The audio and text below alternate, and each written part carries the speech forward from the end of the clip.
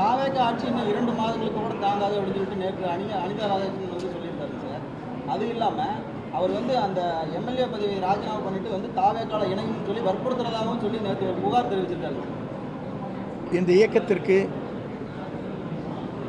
அனிதா ராதாகிருஷ்ணனை போன்றவர்கள் வருகிறதுதான் இந்த இயக்கத்தை ஆட்சியை காப்பாற்ற வேண்டிய சூழ்நிலைகள் இன்றைக்கு இல்லை. அவர் அவதூறாக பேசினார் என்பதற்காக உயர்நீதிமன்றத்தில் அவர் முன்ஜாமீன் கேட்டிருந்தால் அது வழங்கப்படவில்லை.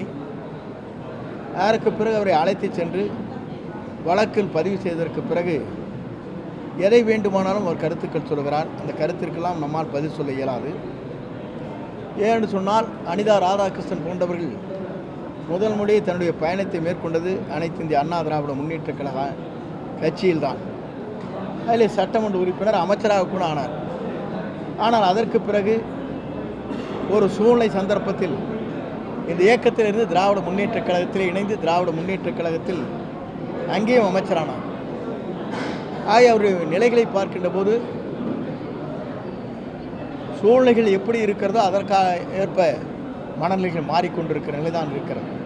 வருகின்ற இடைத்தேர்தல் மற்றும் உள்ளாட்சி தேர்தல்களுக்கு இப்போ வந்து தாவேகாவுக்கு ஆதரவு கொடுக்கிற கட்சிகள் இணைந்து தாவேகா கூட்டணியாக போட்டியிடுகிறார் சார். நேற்றைய முன்தினம்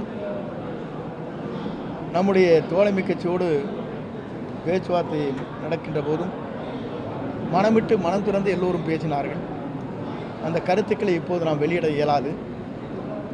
அது காலப்போக்கில் அன்றைய சூழ்நிலையில் முதலமைச்சர் தலைமையிலே அந்த குழு கூடியதற்கு பிறகு முடிவுகள் மேற்கொள்ளப்படும்.